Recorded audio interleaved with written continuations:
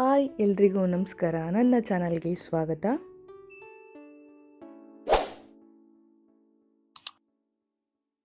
ನಾನಿವತ್ತು ಶಾವಿಗೆ ಬಾತ್ ಮಾಡ್ತಾಯಿದ್ದೀನಿ.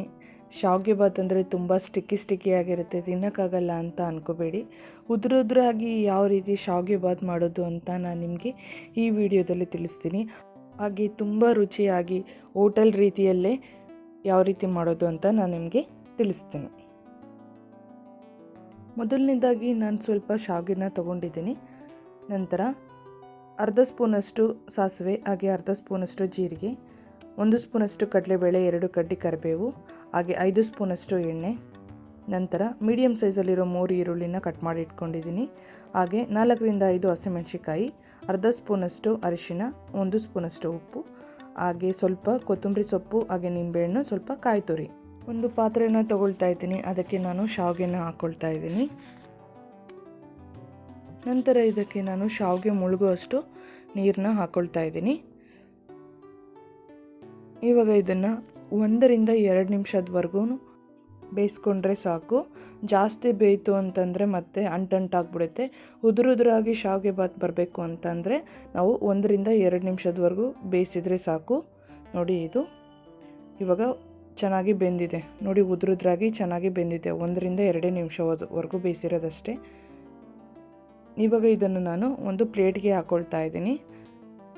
ಈ ರೀತಿ ಪ್ಲೇಟ್ಗೆ ಹಾಕೋದ್ರಿಂದ ಅಂಟಂಟಾಗಿರಲ್ಲ, ಸ್ಟಿಕ್ಕಿಯಾಗಿರಲ್ಲ, ಉದುರಾಗಿ ಚೆನ್ನಾಗಿ ಬರುತ್ತೆ. ಹಂಗಾಗಿ ನಾನು ಪ್ಲೇಟ್ಗೆ ಹಾಕ್ಕೊಳ್ತೀನಿ. ಪ್ಲೇಟ್ಗೆ ಹಾಕಿ ಅದು ತಣ್ಣಗಾಗಲಿಕ್ಕೆ ಬಿಡ್ತಿದ್ದೀನಿ ನಾನು. ನೋಡಿ, ಈ ರೀತಿ ಚೆನ್ನಾಗಿ ಸ್ಪ್ರೆಡ್ ಮಾಡಿ ಇದನ್ನು ತಣ್ಣಗಾಗಲಿಕ್ಕೆ ಬಿಡಬೇಕು. ಈಗ ಒಗ್ಗರಣೆ ರೆಡಿ ಮಾಡೋಣ. ನಾನು ಒಂದು ಬಾಣಲಿನ ತೊಗೊಂಡಿದ್ದೀನಿ. ಇದಕ್ಕೆ ನಾನು ಎಣ್ಣೆನ ಹಾಕ್ಕೊಳ್ತಾ ಇದ್ದೀನಿ. ಮೀಡಿಯಮ್ ಫ್ಲೇಮಲ್ಲೇ ಇಟ್ಕೊಂಡು ಸಾಸಿವೆ ಮತ್ತು ಜೀರಿಗೆನ ಹಾಕ್ಕೊಳ್ತಾ ಇದ್ದೀನಿ. ನಂತರ ಇದಕ್ಕೆ ಕಡಲೆಬೇಳೆ ಹಾಗೆ ಕರಿಬೇವಿನ ಸೊಪ್ಪು ಕೂಡ ಹಾಕ್ಕೊಳ್ತಾ ಇದ್ದೀನಿ. ಇದನ್ನೆಲ್ಲ ಮೀಡಿಯಮ್ ಫ್ಲೇಮಲ್ಲೇ ಇಟ್ಕೊಂಡು ಚೆನ್ನಾಗಿ ಫ್ರೈ ಮಾಡ್ಕೋಬೇಕು.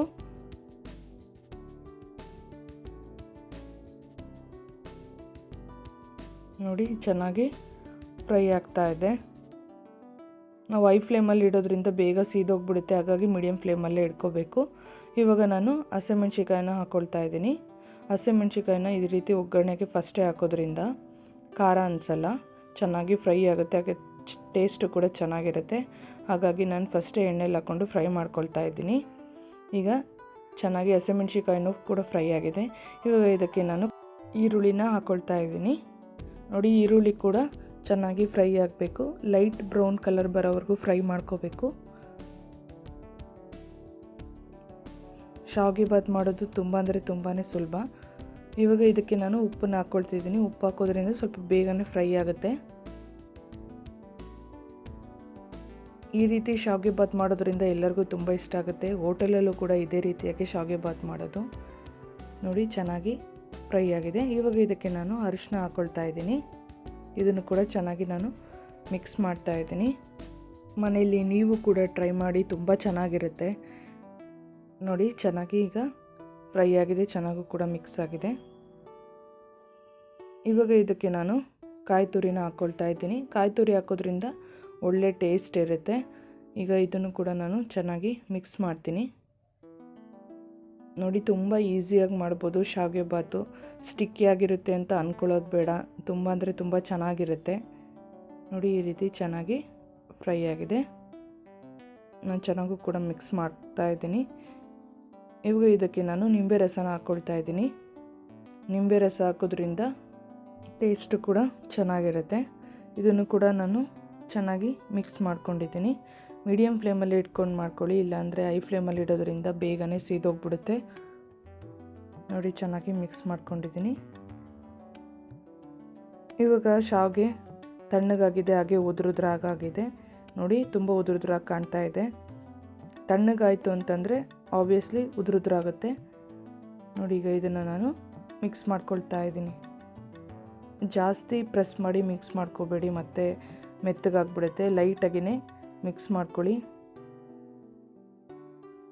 ನೋಡಿ, ಈ ರೀತಿ ಶಾವಿಗೆ ಬಾತು ತುಂಬ ಈಸಿಯಾಗಿ ಮಾಡ್ಬೋದು. ನೋಡಿ, ರೆಡಿ ಆಯಿತು. ಈಗ ಇದಕ್ಕೆ ನಾನು ಕೊತ್ತಂಬರಿ ಸೊಪ್ಪನ್ನ ಹಾಕ್ಕೊಳ್ತಾ ಇದ್ದೀನಿ. ಈಗ ಇದನ್ನು ಕೂಡ ನಾನು ಮಿಕ್ಸ್ ಮಾಡ್ಕೊತಿದ್ದೀನಿ. ಶಾವಿಗೆ ಬಾತ್ ಯಾವ ರೀತಿ ಮಾಡೋದು ಅಂತ ನಾನು ನಿಮಗೆ ತೋರಿಸಿದೆ. ಇದೇ ಈಸಿಯಾಗಿ ಉದುರುದ್ರಾಗಿ ಶಾವಿಗೆ ಬಾತ್ ರೆಡಿಯಾಗಿದೆ.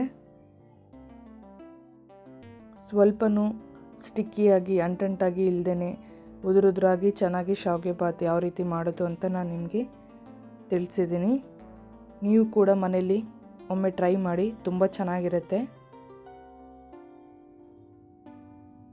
ನೋಡಿದ್ರಲ್ಲ, ಹೋಟೆಲ್ ಸ್ಟೈಲ್ ರೀತಿಯಲ್ಲಿ ಉದುರುದ್ರಾಗಿ ಸ್ವಲ್ಪನೂ ಅಂಟಂಟಿಲ್ದೇ ಯಾವ ರೀತಿ ಶಾವಿಗೆ ಬಾತ್ ಮಾಡೋದು ಅಂತ ನಾನು ನಿಮಗೆ ಈ ವಿಡಿಯೋದಲ್ಲಿ ತಿಳಿಸಿದ್ದೀನಿ.